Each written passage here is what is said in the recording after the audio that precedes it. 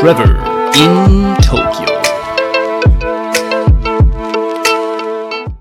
Well, now, it's been a bit, hasn't it? Well, there's a couple of good reasons for that. But first of all, welcome back. It's been a while, haven't it?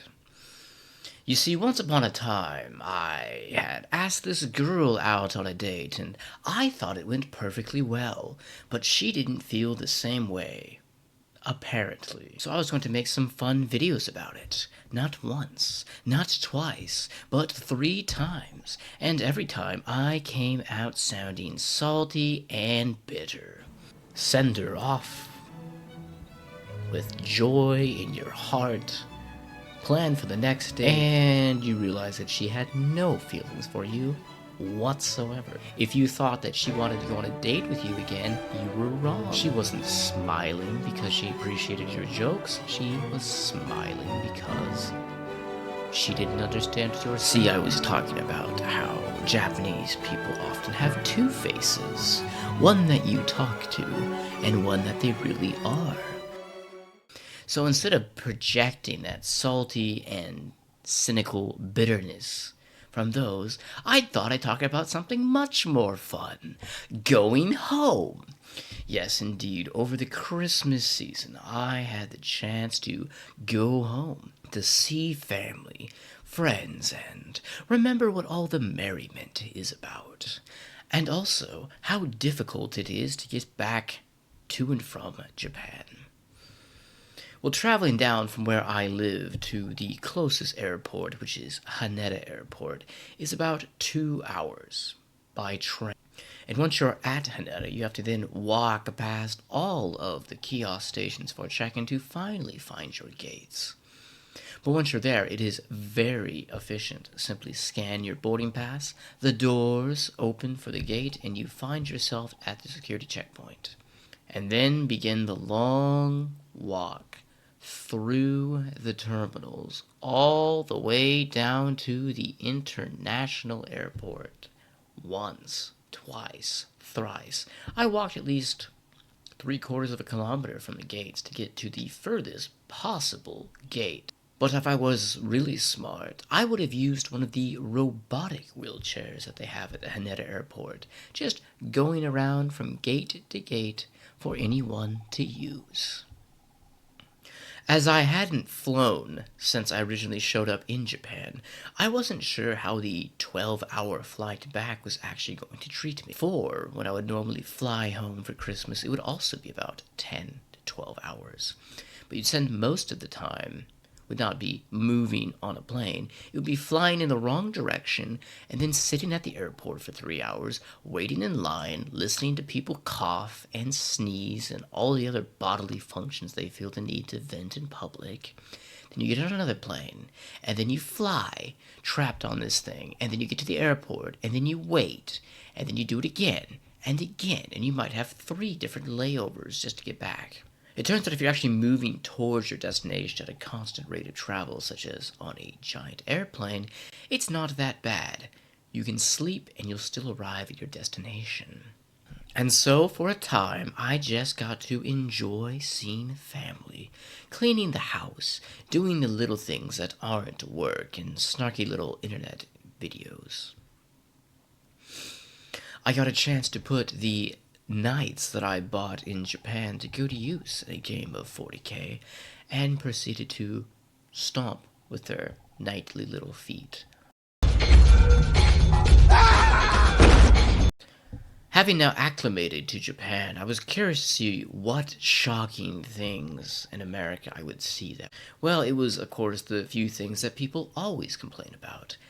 In America, the cities tend to be very dirty, the people tend to be very dirty, the language tends to be pretty dirty, but people are also loud and obnoxious. Some people call it friendly, but what's the difference? With that part of my life complete, it was back to Japan. And this is where the story gets all sorts of fun. Well, you see, because traveling from Japan to the US, of course, was perfectly fine, and without any sort of stress. The other way around had to be a bit of an annoyance. I knew when I took my flights, I had to take either this flight with a 1 hour layover for an international flight, or pay an extra $500 for a flight at a different time. So I decided to risk it. In some sense, that gamble paid off. I arrived to Chicago from Kentucky in good order. In fact, even half an hour earlier than scheduled, which is a great thing. But it turns out the international flight was delayed by about an hour and a half. So I got to trudge up and down the Chicago airport looking for things to do. At least I got this nice voucher from All Nippon Airlines that paid for my dinner. But that would be all of the eating that I would have. For you see, this is where I made my mistake. I booked with United. I didn't realize, however, that this was a United flagged flight and not a United flight. What's the difference, you ask?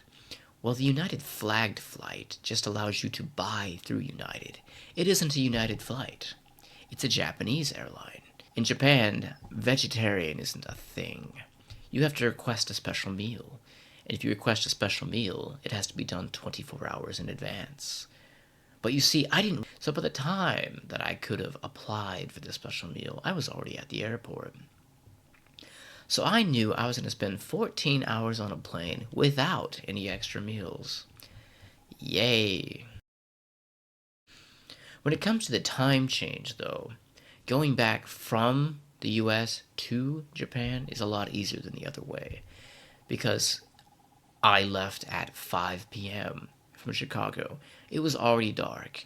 We flew for 14 hours over the Pacific Ocean in constant darkness and arrived 10 p.m. in darkness. And this is where we have the third issue that showed up. Because you see, originally, my flight was supposed to arrive in Tokyo at 9 p.m. If we recall my earlier part of the conversation where I said that it takes about 2 hours to get back from the airport to my house, fine, that takes you back at 11. Well, here's the thing. Most trains stop at 11:30, but even getting through customs, it still was 10:30 by the time that I was able to get through. And it takes 2 hours to get home by train. Fortunately, went up to the service desk and we found that there was a bus line that would perhaps allow me to take the last train back to my apartment. Only problem is, it's going through Shinjuku. And if you don't know Shinjuku, it's about the most busiest, largest train station in the entire world. But with few other options between either staying at the airport overnight or going half the way and staying at a hotel, I decided to risk it. And so we headed towards Shinjuku. And we realized we had a fourth issue. My phone decided it didn't want to connect to my data. I knew this was going to be a fun adventure, and boy was it fun. But as soon as I got my luggage, it was running, because I had to go in 10 minutes from one Shinjuku station to another, Seibu Shinjuku. No idea exactly where that's at, and my phone still wasn't quite working. So we proceeded to go through the Shinjuku Underground, trying to follow the signs as best you can. And of course, they're doing construction in Shinjuku at the time, so all of the main signs are now missing. And you've got arrows pointing this way and that way, and this way and that way, trying to tell you which line is which. And I'm just busy using the screenshots on my phone of the map and hoping that I catch that last train taking me home, and proceeded to have to shuffle through the middle of downtown Shinjuku in the middle of the night. But, I managed to get on the train that I needed, that left at 11:38, by arriving at 11:38. And we jumped on that train, and it took off. And according to Google, it would take me to the train station just north of where I'm currently at.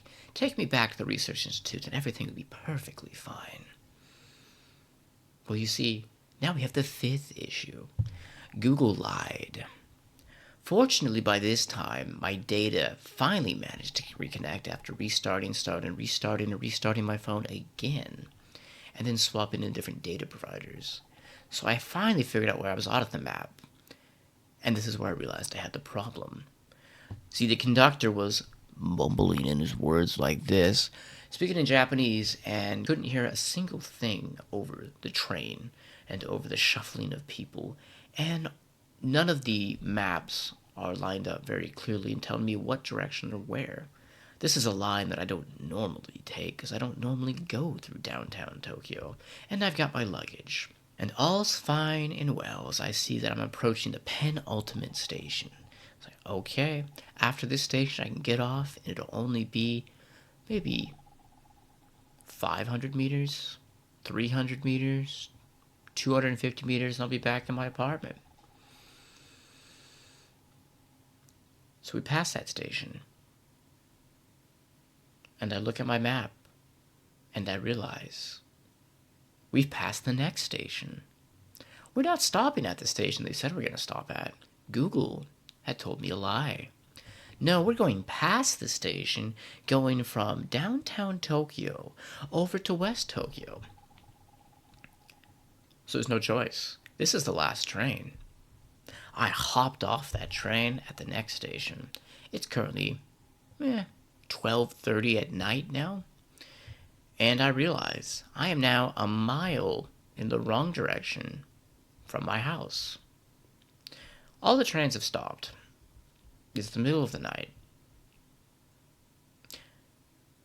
Guess we're walking. And so we carried our luggage the extra mile back home to finally reach the apartment at about 1:30 in the morning. And I was smart. I was wise. I passed my wisdom check before I left. And I had stashed a recovery protein shake and a frozen pizza for my own benefit.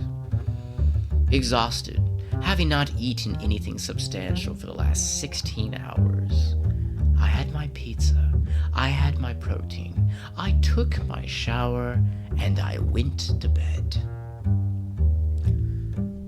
Boy, it was quite an adventure going back to the US, and I'm glad I got to see everybody. But maybe let's just wait another year before we do it again. I've been Trevor in Tokyo. See ya next time.